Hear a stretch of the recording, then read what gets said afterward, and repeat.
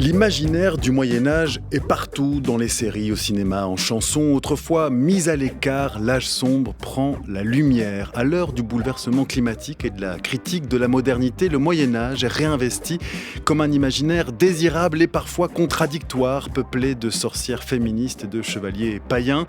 Un thème en particulier est mobilisé, c'est celui de la perception des animaux et de la nature, à l'envers du partage du monde entre nature et culture dont nous avons hérité de la Renaissance. Alors comment le Moyen-Âge est-il devenu un espace stratégique pour penser le contemporain ?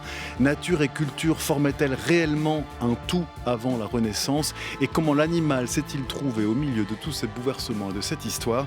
Pour en parler avec nous, un historien, Pierre-Olivier Dittmar, bonsoir. Bonsoir. Merci d'avoir accepté notre invitation. Vous êtes maître de conférence à l'EHESS et vous venez de faire paraître un très beau livre qui nous a enchanté à question du soir, L'invention de l'animal, essai d'anthropologie médiévale, paru il y a quelques semaines aux éditions Gallimard. Nous sommes ensemble en direct jusqu'à 19h30.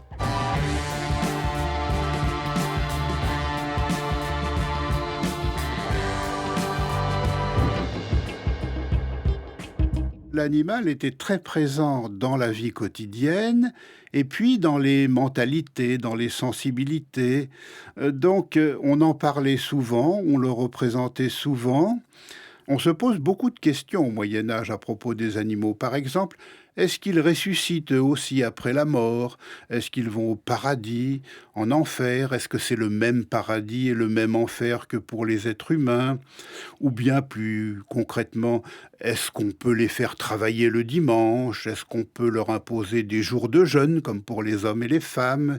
Bref, il y a une espèce de projection anthropomorphe, humaine, sur le monde animal, qui nous fait un peu rire parfois, mais qui au fond souligne ce cousinage beaucoup plus grand entre l'homme et l'animal que dans nos sociétés contemporaines.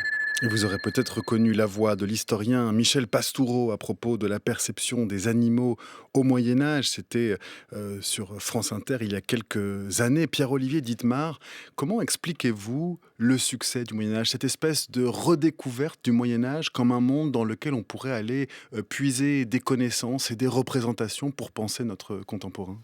Alors en effet, depuis, je pense qu'on peut dire une quarantaine d'années, le Moyen-Âge prend une place nouvelle dans la société.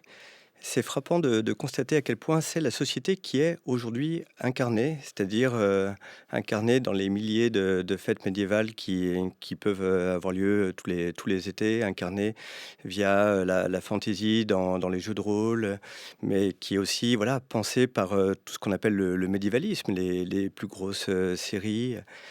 Et alors, qu'est-ce qui se passe? Je pense qu'on peut considérer qu'on est en train de peut-être de changer notre relation au temps et à l'histoire. Pendant des siècles, voire des millénaires, la référence a été l'Antiquité, où on se pensait effectivement en étant héritier des Grecs ou des Romains.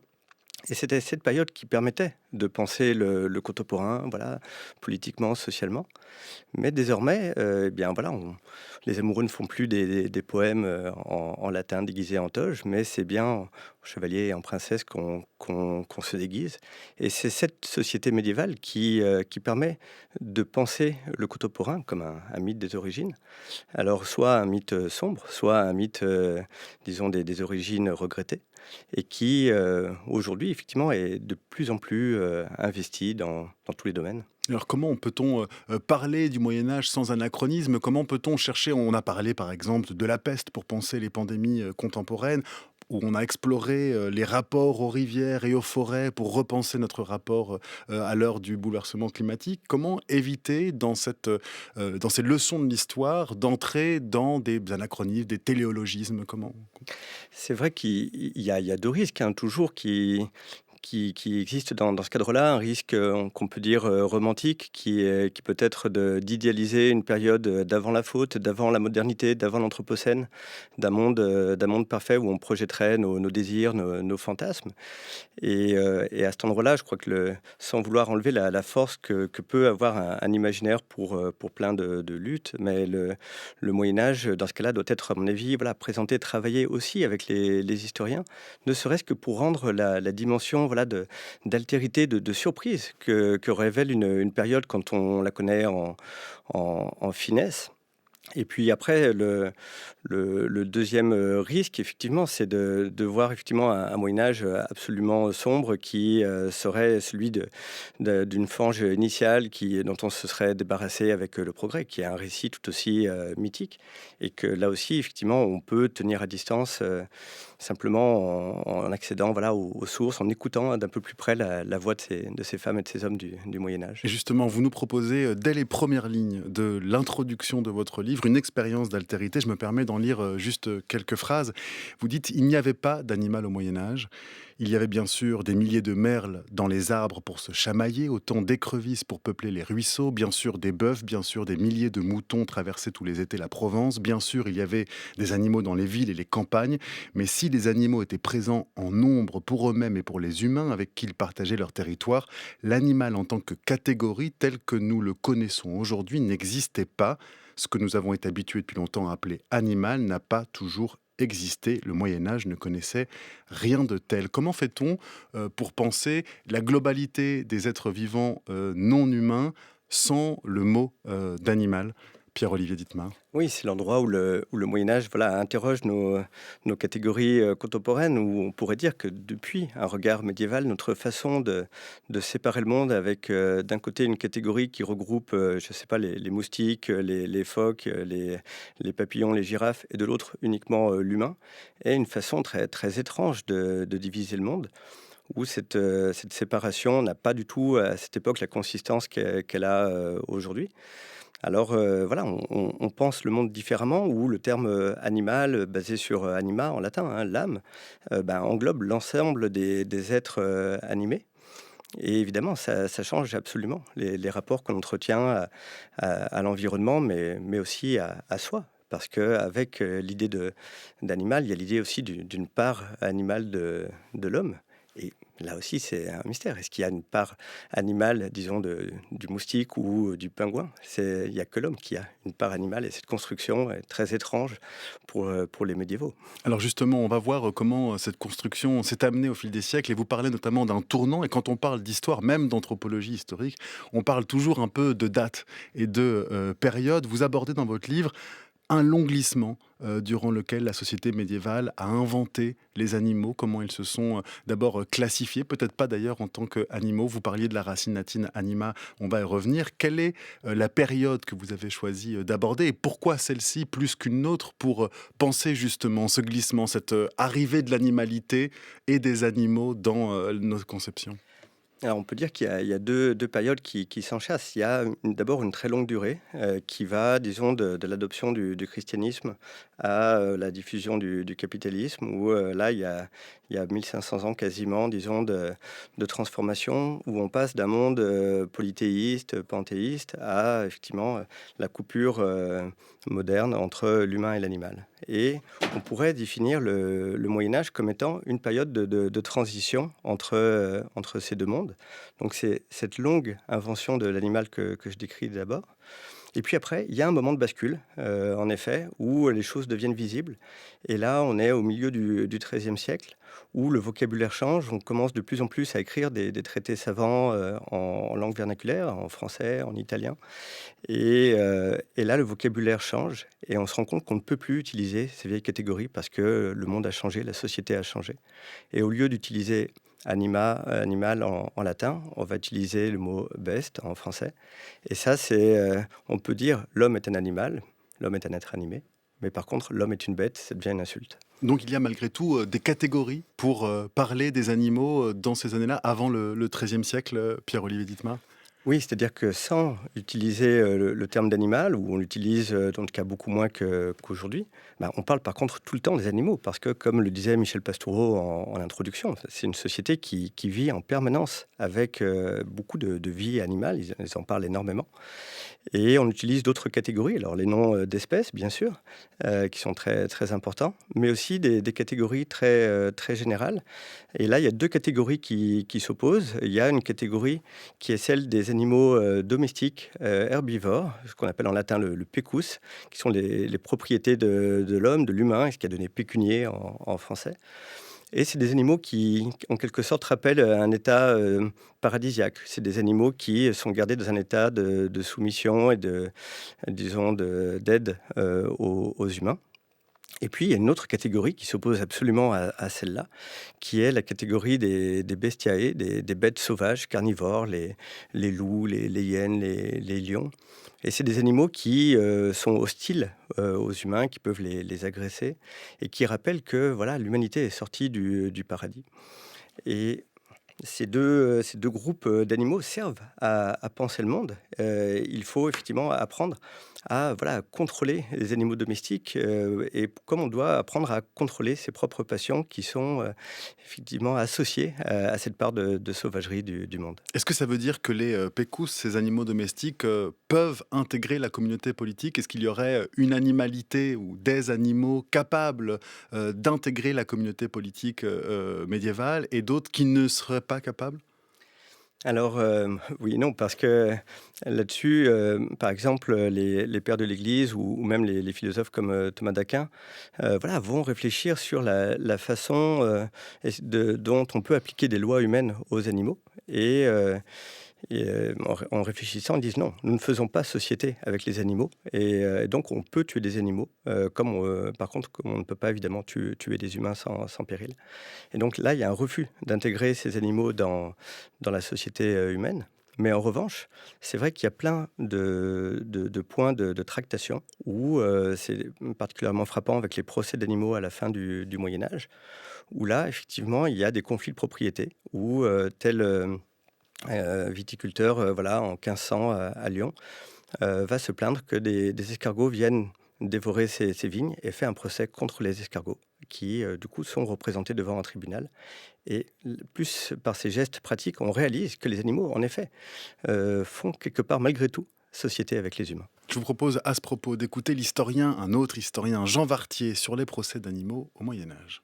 Un porc qui devient furieux, un porc qui se lance sur un enfant, un porc qui dévore un enfant, eh bien ces animaux-là étaient considérés comme impurs par la communauté des chrétiens. Donc, il y avait un intérêt évident à ne plus s'en approcher, à ne plus les toucher, à ne plus risquer leur contagion. Alors, que faisait-on? Eh bien, dès que l'animal avait tué, on demandait à la justice de se saisir de son cas. Et ces juges prononçaient l'arrestation de l'animal, ouvraient un procès. À la fin de ce procès, la sentence était le plus souvent une sentence de mort, soit par pendaison, soit par brûlement, soit par... on les enterrait vifs dans certains cas. Et, chose curieuse, la sentence était notifiée solennellement à l'animal dans la prison où on l'avait enfermé. Et, chose étonnante également, c'est qu'on donnait un certain lustre à l'exécution. Elle était publique, elle rassemblait un concours de peuple aussi important qu'on en voyait pour les exécutions de sorcières ou d'empoisonneuses, ou même de criminels de droit commun. La voix en 1970 de l'historien Jean Vartier à propos de ces procès d'animaux. Peut-être que l'historiographie a évolué depuis. Pourquoi, en fait, on s'est souvent fait l'écho à France Culture de ces procès d'animaux, parce qu'ils ont d'abord une espèce de qualité pittoresque, et puis parce qu'ils illustrent à merveille ces frontières poreuses entre le monde humain et animal. Mais alors, pourquoi est-ce qu'on les jugeait, au fond, Pierre-Olivier Dittmar? Est-ce que c'était pour eux-mêmes, pour le crime qu'ils avaient commis, pour ces porcs anthropophages ou pour les escargots mangeurs de salade un peu trop aventuriers? Ou est-ce que c'était pour une raison humaine? Quelle était la fonction, en fait, de ces procès d'animaux? Et par-delà, quelle fonction politique, symbolique avaient les animaux à ce moment-là? Oui, c'est-à-dire que la question de l'intention de ces animaux est décisive au Moyen-Âge. Est-ce que c'est ces escargots qui ont voulu voilà, manger les vignes, ou est-ce qu'ils ont été habités, par exemple, par des démons qui les ont poussés à attaquer telle vigne? Donc de savoir à qui on s'adresse quand on fait un procès est extrêmement décisif.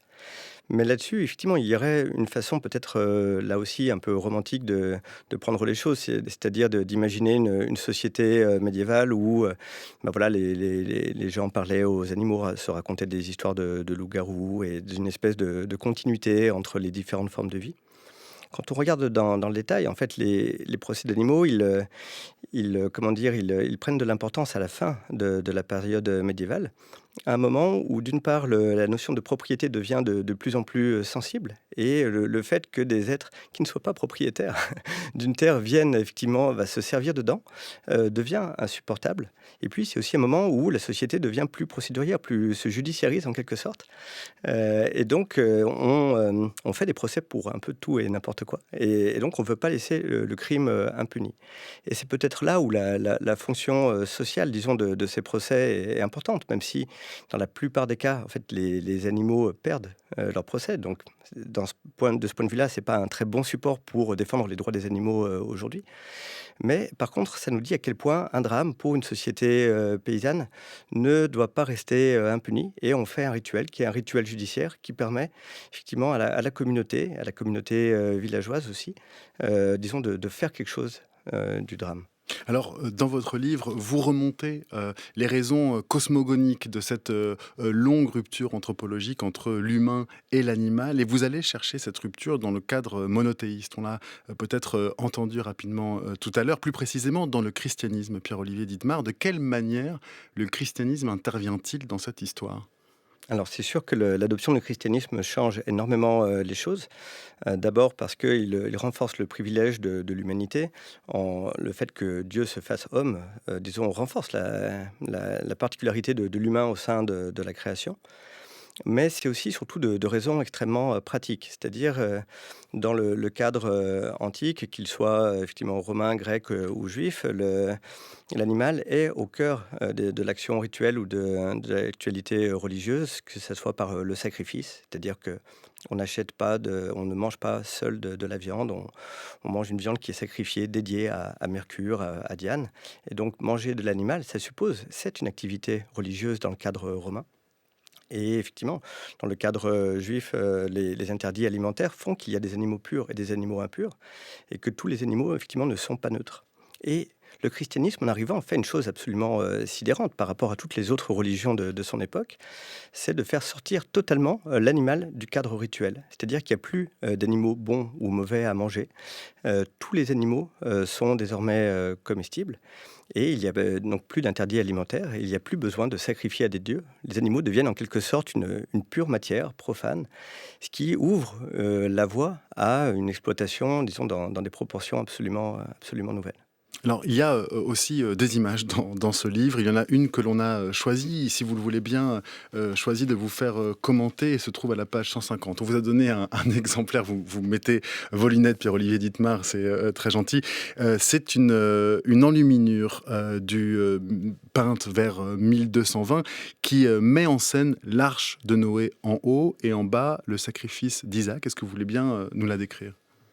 Oui, les enluminures, les représentations de l'arche de Noé sont extrêmement importantes pour penser le monde animal, parce qu'à chaque fois, c'est une représentation d'une écologie idéale, où il faut revenir à l'épisode juste avant, hein, où on décrit une situation de chaos où les catégories, justement, sont mélangées. Et dans l'arche, Noé, voilà, reclasse les animaux selon un ordre qui est juste.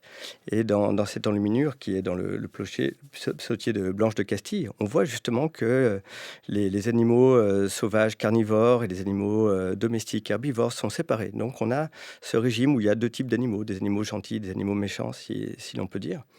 Donc c'est une remise en ordre du monde. Mais il y a un petit détail qui est absolument décisif dans cette image, c'est que quelque part sur la bordure, en haut à droite, on voit un corbeau en train de manger un bout de viande. Et cela fait écho au corps des noyés que l'on voit flotter sous l'arche de Noé. Et ça fait référence à toute une série de textes au cours du Moyen-Âge qui disent qu'à ce moment-là, eh bien, les corbeaux ont dévoré les yeux, les corps des humains qui étaient noyés pendant le déluge. Et c'est une façon de rappeler effectivement qu'une nouvelle alliance, un nouveau rapport, une nouvelle écologie se met en place à ce moment-là, où le rapport entre les humains et les animaux n'est plus basé, comme c'était le cas au paradis, sur simplement le charisme d'Adam. Donc il y a pour mission de les nommer. Voilà, donc c'est grâce à presque un rapport poétique au monde qu'il assoit son autorité sur le monde, parce qu'il leur trouve les bons mots. Mais là, cet épisode inaugure un monde beaucoup plus violent, où c'est désormais l'alimentaire en fait, qui va régler les rapports de force entre les êtres vivants. Et ce que demande Dieu à Noé au sortir de l'arche est assez incroyable, parce qu'effectivement, il lui demande de prendre un des animaux qu'il a sauvés et de le manger. Donc déjà, l'acte est très fort. Et puis, il lui donne cette consigne générale, c'est « Soyez la terreur et l'effroi de tout ce qui se meut sur terre », qui inaugure, disons, ce rapport de violence qui deviendra structurant entre les humains et les animaux. Occupre raconte dans cet ouvrage comment Dieu chassa du paradis Adam et Ève parce qu'ils avaient outrepassé ses ordres. Il les prit cependant en pitié et leur fit don d'un bâton en leur en montrant l'usage. Lorsqu'ils auraient besoin de quoi que ce soit, ils frapperaient la mer de ce bâton. Adam prit le bâton à la main et en frappa la mer sous les yeux d'Ève. Aussitôt qu'il eut frappé la mer, une brebis jaillit des flots. Ève pensait en elle-même que si elle pouvait obtenir une autre brebis, plus belle serait la compagnie. Elle s'empare aussitôt du bâton et frappe un grand coup sur la mer. Un loup surgit, s'empare de la brebis. À grands bonds, le loup s'enfuit vivement vers le bois. Quand Ève se rend compte qu'elle a perdu sa brebis si personne ne lui vient en aide, elle se met à gémir et à crier de toute sa voix. Adam reprend en main le bâton et de colère frappe la mer. Un chien en bondit avec impétuosité et voyant le loup, il s'élance au secours de la brebis. Il la dispute au loup. Bien à contre-cœur, le loup abandonne la brebis sur place.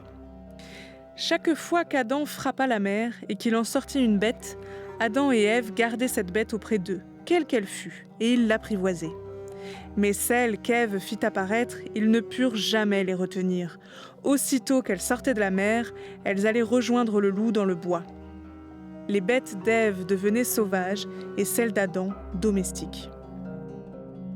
Il faut remercier Bertille Bourdon pour cette très belle lecture du roman de Renard qui revient sur le mythe de la différence entre les animaux domestiques et animaux sauvages que nous avons abordé tout à l'heure, mais qui aussi fait écho à ce que vous nous disiez à l'instant de la manière dont l'homme a pour devoir de dominer le reste du monde, de mettre en ordre le monde, même si peut-être un corbeau lui échappe, en tout cas de tenter de l'organiser. De quelle manière est-ce que cette extériorisation des autres vivants, des animaux, des bêtes, des autres animaux est le socle des dominations à venir de l'homme sur la nature. Comment se fait ce passage entre cette apparition que vous avez décrite et puis cette fameuse rupture nature-culture dont on parle énormément depuis de nombreuses années ?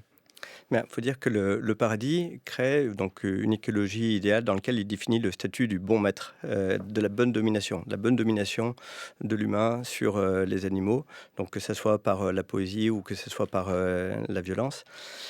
Mais là, dans l'extrait que l'on vient d'entendre, il en rajoute une troisième dans cette réécriture du paradis, où on voit effectivement qu'il y a une différence de statut entre les animaux masculins, créés grâce au fameux bâton magique d'Adam. La métaphore est peut-être un peu lourde, mais et les animaux d'Ève, qui, eux, sont des animaux sauvages.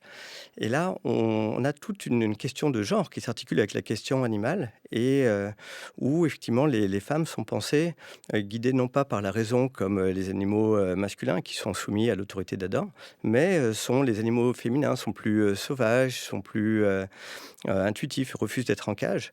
Et donc, ce modèle, disons, de domination sert aussi à dominer, à justifier la domination des hommes sur les femmes. Et c'est en ça que, effectivement, ce modèle, disons, animal est un modèle de toutes les formes de domination. Et même plus, parce que vous citez un passage de Claude Lévi-Strauss qui donne une conférence à l'UNESCO en 62 et qui dit que cette frontière constamment reculée entre les hommes et les autres servirait à écarter des hommes d'autres hommes et à revendiquer in fine au profit de minorités toujours plus restreintes le privilège de l'humanisme. Il fait évidemment référence au nazisme duquel il a dû échapper. Alors, que faire ? Et c'est malheureusement la dernière question de cette émission.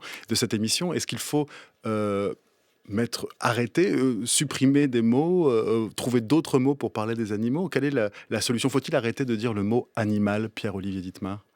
Sans doute qu'on gagnerait en effet d'abord à ouvrir notre horizon en prenant en compte toute une foule d'espèces que l'on ne regarde pas. Et là, le travail des naturalistes est essentiel, qui nous apprennent à voir le monde différemment. Et puis après, c'est la question du rapport. C'est-à-dire qu'on a pensé d'abord le rapport aux animaux dans un rapport de maîtrise. Mais il y a tellement d'autres rapports que l'on pourrait explorer. Et je crois qu'effectivement, c'est là-dessus qu'il faut travailler. C'est penser d'autres rapports aux animaux pour penser d'autres rapports dans la société. Merci beaucoup Pierre-Olivier Dittmar. Je rappelle que vous êtes historien, maître de conférence à l'EHESS et je rappelle le titre de ce très bel ouvrage, L'invention de l'animal, passionnant essai d'anthropologie médiévale publié aux éditions Gallimard. Merci à toute l'équipe qui a permis de préparer cette émission. Bruno Barada à la programmation, Bertie Bourdon qui a également fait les excellentes lectures que vous avez entendues et la super réalisation du duo Léa Racine et Colin Gruel. Bonne soirée à tous.